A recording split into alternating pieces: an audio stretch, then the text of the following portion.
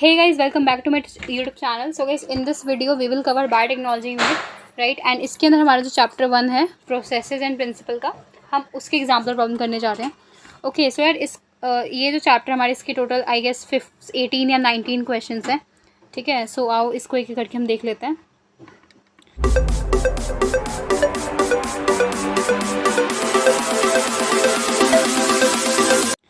Okay so हमारा first question देखो. First question है राइसिंग ऑफ डो.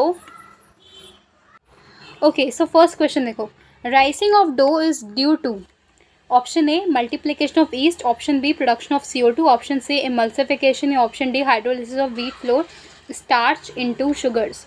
सो ये तो क्वेश्चन बहुत ही सिंपल ही हम लोग 8th क्लास में पढ़ते हैं कि जो डो होता है उसकी राइसिंग क्यों होती है, उसमें होल्स क्यों बन जाते हैं. वो इसलिए बन जाते हैं बिकॉज वहाँ पे CO2 का प्रोडक्शन हो रहा होता है. So option B. Clear. Second, which of the following enzyme catalyse the removal of nucleotides from the ends of DNA. Option A endonuclease, option B exonuclease, option C DNA ligase या option D हमारा hint second. So जब nucleotide को हमें and से हटाना होता है तो वहाँ पे जो हम एंजाइम यूज़ करते हैं उसका नाम होता है एक्सोन्यूक्लियस, और अगर हमें विद इन बीच में से कहीं काटना होता तो हम एंडोन्यूक्लियस को यूज़ करते हैं. Clear. Third question, the transfer of genetic material from one bacterium to another. एक बैक्टीरिया से दूसरे बैक्टीरिया में ले जा रहे हैं किसके through? Through the mediation of viral vector is termed as. Option A देखो transduction, option B conjugation, option C transformation, option D translation. So यार जब एक बैक्टीरिया से दूसरे बैक्टीरिया में हम ले जा रहे हैं और किसके थ्रू ले जा रहे हैं? वाया वायरस के थ्रू ले जा रहे हैं. सो इस प्रोसेस को हम कहते हैं transduction. Clear. Fourth, which of the following given statement in the context of visualising DNA molecules separated by agarose gel electrophoresis. तो मुझे एगेरोस जेल इलेक्ट्रोफोरेसिस है उसके रिस्पेक्ट में बताना है कौन से स्टेटमेंट हमारी इन चारों में से सही है. तो देखो फर्स्ट है हमारा DNA can be seen in visible light, option B DNA can be seen without staining in visible light, option C ethidium bromide stain DNA can be seen in visible light, option D ethidium bromide stain DNA can be seen under exposure of to UV. So देखो visible light तो हमारा कहीं से भी नहीं है, हम UV में देख सकते हैं. वो भी तब देख पाएंगे जब हमारा जो DNA है उसके जो फ्रेगमेंट्स है वो मेरे स्टेन हो. कौन सा स्टेन हो? मेरा इथीडियम ब्रोमाइड स्टेन हो, तो वहाँ पे मुझे ब्राइट ऑरेंज कलर के DNA दिखते हैं. Fifth, restriction enzyme refers to. अभी जो रेस्ट्रिक्शन एंजाइम हम बोलते हैं पूरे चैप्टर में ये रिवॉल्व करता है, पूरे चैप्टर में ये घूमता रहता है. सो एक्चुअली में जो रेस्ट्रिक्शन टर्म है उसका मतलब क्या है यहाँ पे वो हमें बताना.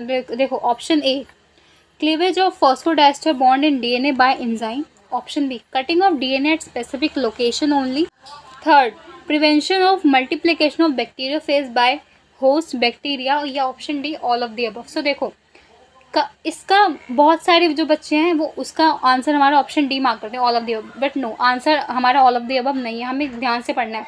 रेस्ट्रिक्शन जो टर्म है वो एक्चुअली में डिफाइन करता है, ये एक्चुअली में इंडिकेट करता है जो वायरस ग्रो करते हैं बैक्टीरिया के अंदर उसके ग्रोथ को रोकने के लिए हम बोलते हैं रेस्ट्रिक्शन वर्ड. राइट. सो इस हिसाब से हमारा ऑप्शन जो जाएगा वो हमारा करेक्ट होगा option C. Okay now let's come to the sixth question. क्या कह रहा है सिक्स्थ क्वेश्चन? हमसे कह रहा है विच of the following is not required in preparation of recombinant DNA molecule. हमें इनमें से क्या चीज़ नहीं चाहिए रिकॉम्बिनेंट DNA बनाने के लिए? Option A restriction into nucleus, option B DNA ligase, option C DNA fragments, option C DNA fragments and option D हमारा E. coli. सो देखो हमें सब कुछ चाहिए, मतलब हमें रेस्ट्रिक्शन तो चाहिए कटिंग के लिए, DNA लाइगेज हमें न्यूक्लियोटाइड्स को जोड़ने के लिए चाहिए, DNA फ्रेगमेंट्स तो हमें चाहिए बिकॉज अगर ये नहीं होगा तो हम लोग इलेक्ट्रोफोरेसिस वगैरह नहीं कर पाएंगे. ओके सो हमें E. coli हमें नहीं चाहिए बिकॉज E. coli को हम जनरली क्यों यूज़ करते हैं? हम उसकी बहुत ज़्यादा नंबर ऑफ़ कॉपीज़ बनाने के लिए यूज़ करते हैं जो हमारा रिकॉम्बिनेंट DNA बना है.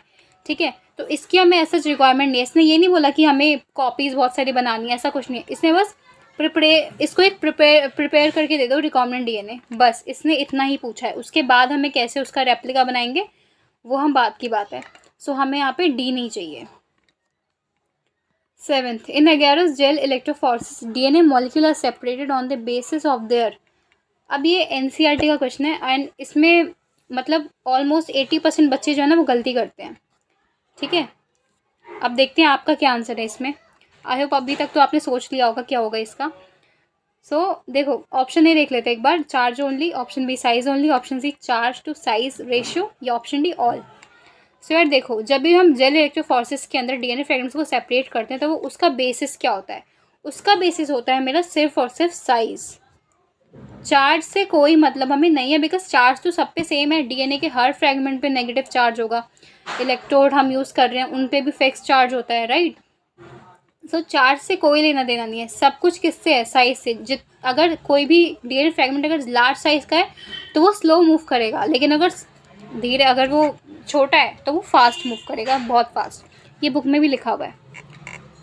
8th, the most important feature in plasmid serve as a vector in gene cloning experiment is option A origin of replication, option B presence of selectable marker, option C presence of sites for restriction endonuclease, या option D its size। देखो हमें सबसे important feature क्या है अगर हम किसी को वेक्टर की तरह यूज़ कर रहे हैं, ठीक है। उसका क्या हो, उसके पास ऐसा क्या होना चाहिए जो उसको सबसे इम्पॉर्टेंट उसका फीचर डिफाइन करता है एज अ वेक्टर। उसके पास ओराई होना चाहिए, because Orai is the site जहाँ से मेरा रेप्लिकेशन स्टार्ट होता है। अगर ओराई नहीं है तो वो होगा ही नहीं, शुरू ही नहीं होगा। ऑप्शन ए होगा। 9th, while isolating DNA from bacteria which of the following enzyme is not required. हम बैक्टीरिया से डीएनए ले रहे हैं, ठीक है, डीएनए को सेपरेट कर रहे हैं, हमें इनमें से कौन सा एंजाइम नहीं चाहिए। देखो हमें डीऑक्सीराइबो न्यूक्लियस नहीं चाहिए। क्यों? क्योंकि अगर हमने इसको यूज़ कर लिया, ये क्या करेगा? ये डीएनए को ही ख़त्म कर देगा, डीएनए को ही डिग्रेड कर देगा ना। ये इसका काम यही होता है कि डीएनए को डिग्रेड करने का। हम ये एंजाइम यूज़ नहीं करेंगे, क्योंकि अगर हमने ये यूज़ कर लिया तो हमें जो डीएनए चाहिए वो अल्टीमेटली वो डिस्ट्रॉय हो जाएगा अपना, ठीक है। तो C is the answer. 10th, which of the following in is contributed in popularising the PCR polymerase chain reaction technique. Option A easy availability of DNA template, option B availability of synthetic primers, option C availability of cheap deoxyribonucleotides, या option D availability of thermostable DNA polymerase। यार PCR इतना famous इसलिए था because of उसमें हम एक thermostable enzyme use करते हैं, ठीक है। तो उसका डी होगा, और उस एंजाइम का नाम क्या था? उसका नाम था थर्मस एक्वेटिकस, ठीक है, ये एंजाइम था। This is a clear. 10th question was important. वैसे इंपॉर्टेंट तो इसके सारे क्वेश्चन हैं, आप एक को भी छोड़ के नहीं जा सकते, ठीक है। 11th, an antibiotic resistant gene in vector usually help in selection of. Option A competent bacteria cell, option B transform bacteria cell, option C recombinant bacteria cell, या ऑप्शन डी नन। अब देखो हम लोग यहाँ पे हमें एंटीबायोटिक रेजिस्टेंट जीन ये हम कब यूज़ करते हैं? जब हम सिलेक्टेबल मार्कर कोई दिखा रहे एक तरह से, इन शॉर्ट। उसका यूज़ क्या था, क्या काम था? सिलेक्टेबल मार्कर हम क्यों यूज़ कर रहे थे? It is used in identification of transform bacterial cells. Okay, so अब यहाँ पे 12 देखो, significance of heat shock method in bacterial transformation is to facilitate. Heat shock देते हैं बैक्टीरिया के केस में, क्यों देते हैं? जब हम ये देते हैं तो उसका सिग्निफिकेंस पूछा है कि हम हीट शॉक क्यों देते हैं। इसलिए देते हैं क्योंकि जो बैक्टीरिया होता है उसके जो बॉडी पे जो पोर्स होते हैं, इन पोर्स के थ्रू जो अपना डीएनए है वो बैक्टीरिया एक्सेप्ट कर ले, ठीक है। इसका जो ऑप्शन होगा हमारा वो सी होगा, uptake of DNA through transient pores in bacterial cell wall. Okay. 13th, the role of DNA ligase in the construction of recombinant DNA molecule is. DNA ligase का रोल पूछा है यहाँ पे, तुम मुझे ऐसे बता दो। देखो डीएनए लाइगेज जो होता है उसका रोल होता है जो मेरा न्यूक्लियोटाइड्स है उसकी बाइंडिंग में, फॉस्फोडाइस्टर बॉन्डिंग में वो हेल्प करता है, ठीक है। बहुत बार क्या होता है कि बच्चे सोचते हैं कि हमें डीएनए लाइगेज हम हाइड्रोजन बॉन्ड के लिए यूज़ करते हैं, बट नो, हाइड्रोजन बॉन्ड तो ऐसे ही बन जाता है, ठीक है, वो ऐसे ही बन जाता है उसके बीच में अट्रैक्शन की वजह से जो बेसिस होते हैं। उसके लिए कुछ नहीं चाहिए, हमें कोई एंजाइम नहीं चाहिए हाइड्रोजन बॉन्ड के लिए। हमें हाइड्रोजन बॉन्ड हमें डीएनए लाइगेज बिकॉज चाहिए होता है बिकॉज ऑफ फॉस्फोडाइस्टर बॉन्ड की फॉर्मेशन के लिए। Option A. Which of the following bacteria is not a source of restriction endonuclease. अब इसमें से पूछा कौन सा सोर्स नहीं है। Option A Haemophilus influenzae, option B Escherichia coli, option C Entamoeba E coli या option D Bacillus amyloliquefaciens. So यहाँ पे जो हमारा यहाँ पे डिस्ट्रक्शन एंजाइम का सोर्स नहीं है, ये पूछा है। सो हमारा एंटीमीबा नहीं होता। आपने सुना होगा एंटीमीबा हिस्टिकुलाई डिसेंट्री कॉज करता है। सो ऐसा कुछ नहीं होता कोलाई जैसा, वो हिस्टोलेटिका होता है। ठीक है। 15 which of the following steps are catalysed by Taq polymerase in PCR.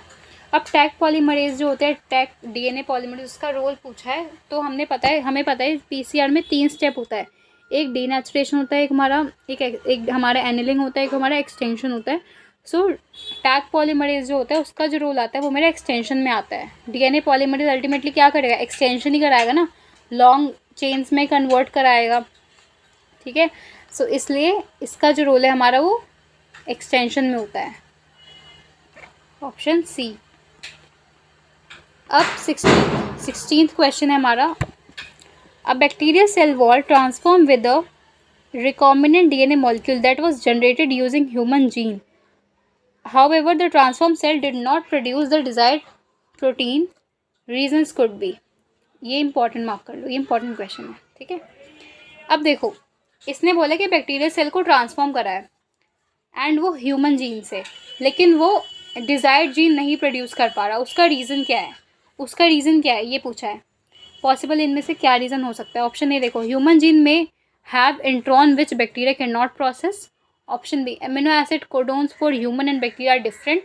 Option C, human protein is formed but degraded by bacteria, या option D all. So देखो, सेकंड तो गलत हो जाएगा। क्यों गलत होगा, क्योंकि जो कोडोन्स है हमारे वो यूनिवर्सल होते हैं। ठीक है।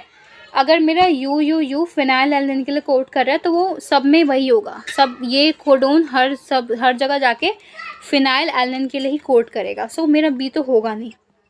ठीक है।